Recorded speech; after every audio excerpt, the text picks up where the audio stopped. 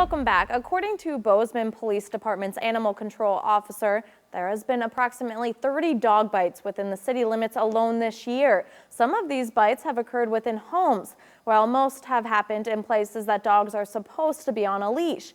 While many communities are dog-loving ones, it's sometimes easily forgotten that these animals can indeed surprise us when we are least expecting it.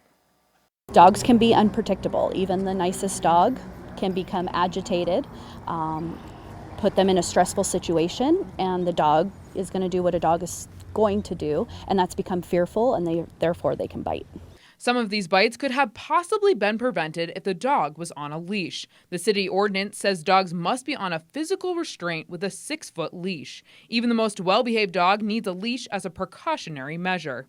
Safety for the dog and for other people that are around your dog.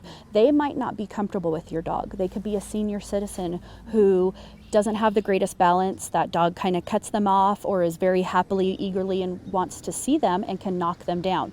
Small children, they're face to face with that dog, and a lot of dogs do not like you being in their face, no matter how nice of a dog they are. And just because that child comes face to face with them, there could be the possibility of the dog biting them.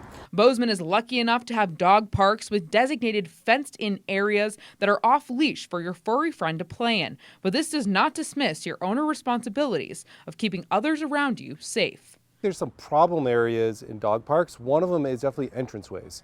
And I always like to say you want to add kind of structure and really work on your basic obedience. That's a good area to work on having control of your dog. Even if your dog is friendly and great with other dogs, some dogs really struggle in that area, at least meeting the other dogs, because it's very congested.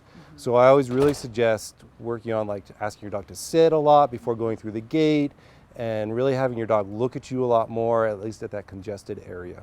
It truly all comes down to the issue of safety. It's a balancing act. Taking your dog out, it's nice out. We're in Montana. It's great to be outside with your dog, but you also want to just make sure you're keeping your dog safe and you're keeping the community safe around you. It's your responsibility as a dog owner to keep everybody safe. Reporting in Bozeman, Emma Hamilton, MTN News.